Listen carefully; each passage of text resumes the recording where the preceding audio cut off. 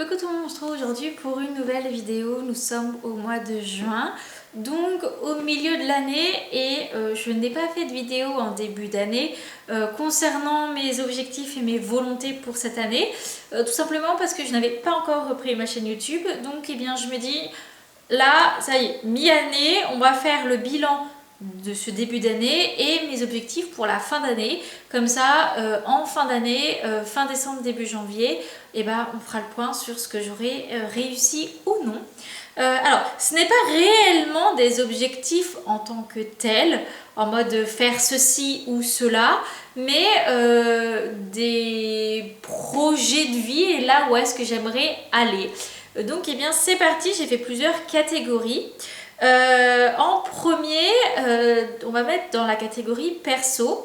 Alors ce début d'année, personnellement, ça a été le temps en fait que je m'approprie, notamment mon appartement, parce que j'ai eu mon appartement en novembre.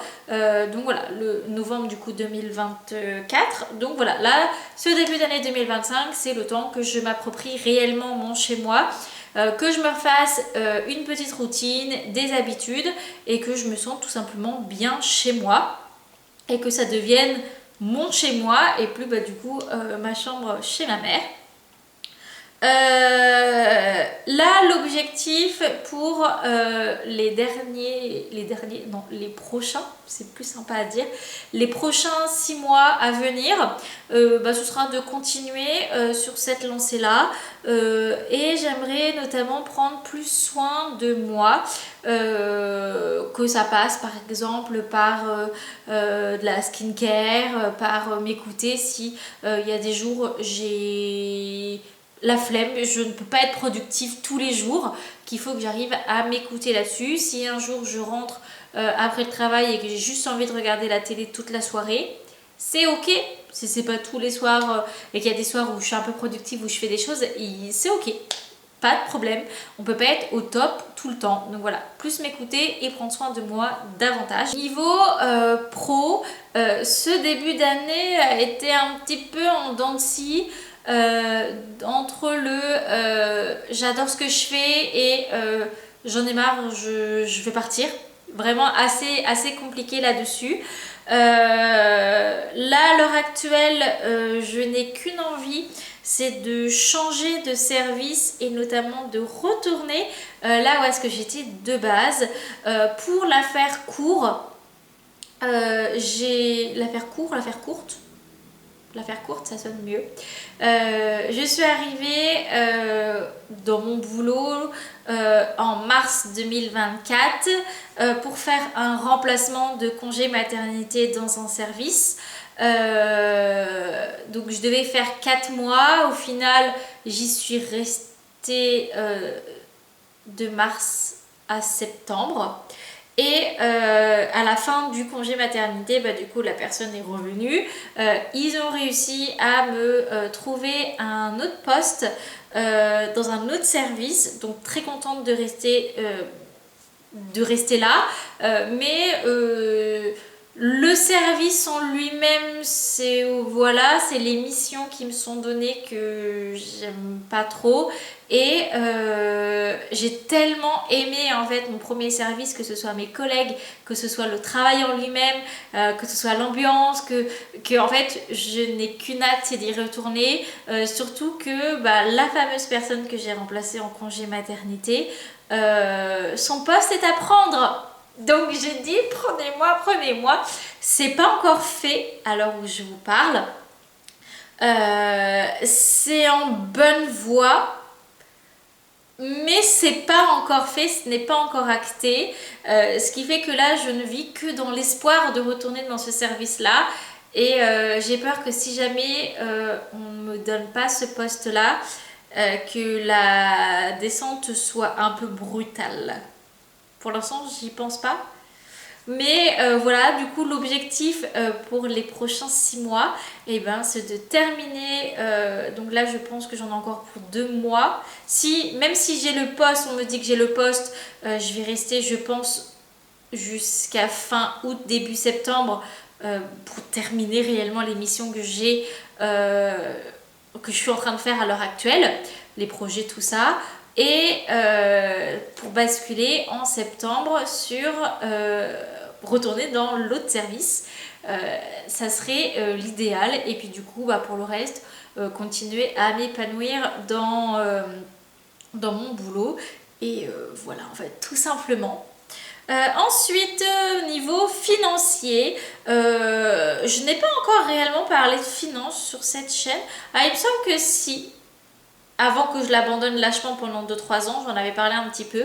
Mais en gros, financièrement, ce début d'année est très compliqué. Pourquoi? Parce que on a pris un appartement avec mon copain qu'on aime beaucoup, qui a beaucoup de qualités, qui est vraiment pas loin de mon travail. C'est un dernier étage assez grand, patati patata, neuf. Et du coup, bah, il faut le banquer. Mon copain n'a pas du tout les mêmes revenus que moi. Il gagne bien plus sa vie. Donc, on ne fait pas du 50-50 sur l'appartement. Mais bien sûr, il ne prend pas tout en charge. Voilà, je suis pas là pour me faire entretenir. Je paye une somme. J'ai ma jument à côté qui, quand avant j'étais encore chez ma mère, ça allait ce qu'elle me coûtait. Et bah là, du coup, cumulé à l'appartement, plus cumulé en fait aux frais classiques, que ce soit frais bancaires, frais de santé, les assurances, tous ces trucs-là.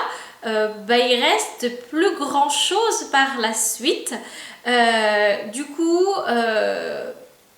un objectif que je m'étais fixé en début d'année, d'augmenter mon épargne. Alors en soi, c'est un objectif qui est réalisé parce que je l'ai augmenté, mais je l'ai augmenté de tellement peu que voilà. Donc l'objectif, je suis en train de réfléchir à voir si c'est possible, comment faire pour avoir une seconde source de revenus en fait,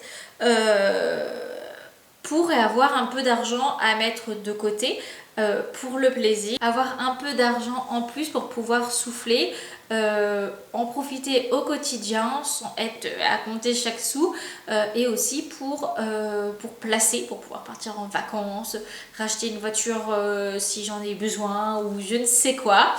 Voilà. Après, faut que je me renseigne déjà au niveau légalité, comment on peut cumuler.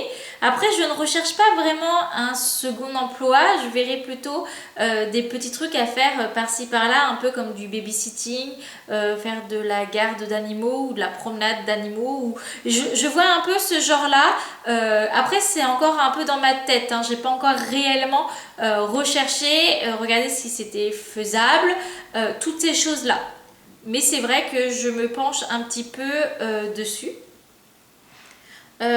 Ensuite, autre catégorie, les réseaux sociaux.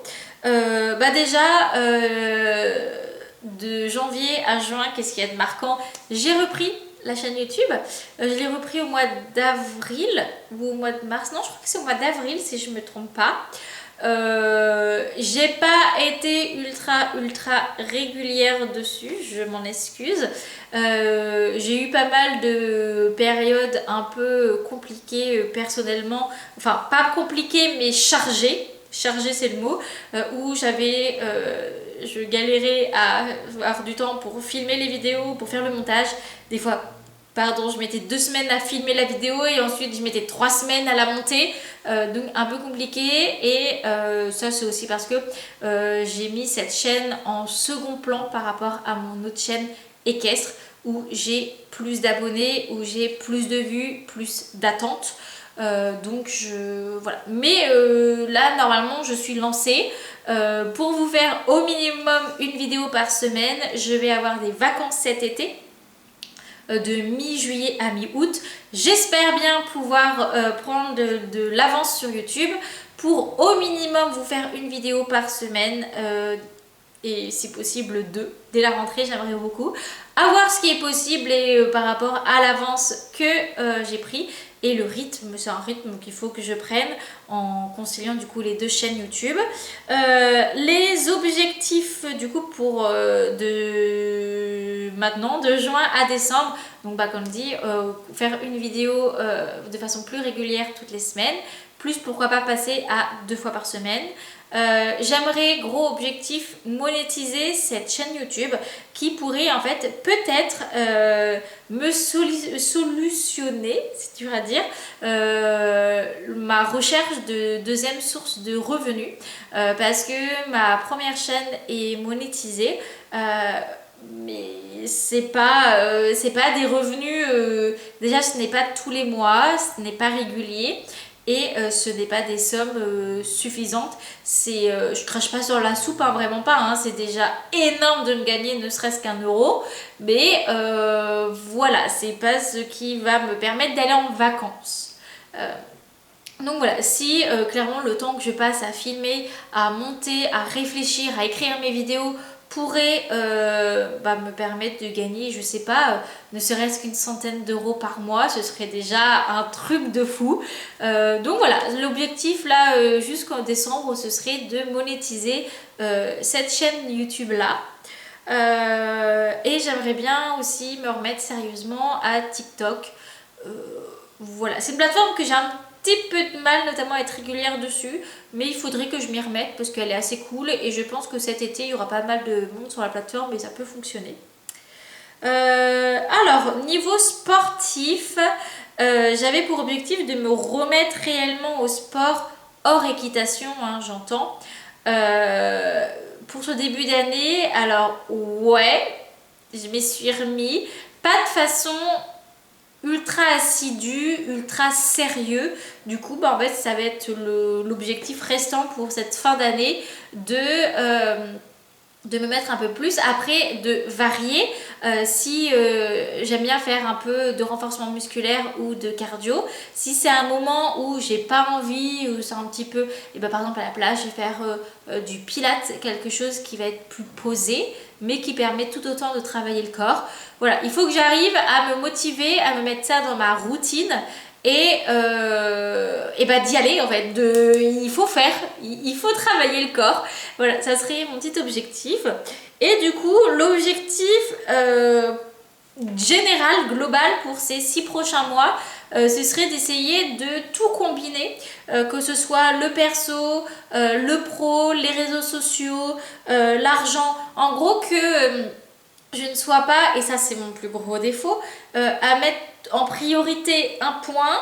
Ensuite, il n'y a pas vraiment de résultat, je me lasse, j'en fais un deuxième et c'est toujours à ce moment-là que le premier il commence à fleurir. Et qu'en fait, je passe mon temps à aller de priorité en priorité sans aller réellement au bout des choses, sans réellement accomplir quelque chose et du coup de ne pas être réellement fière de moi.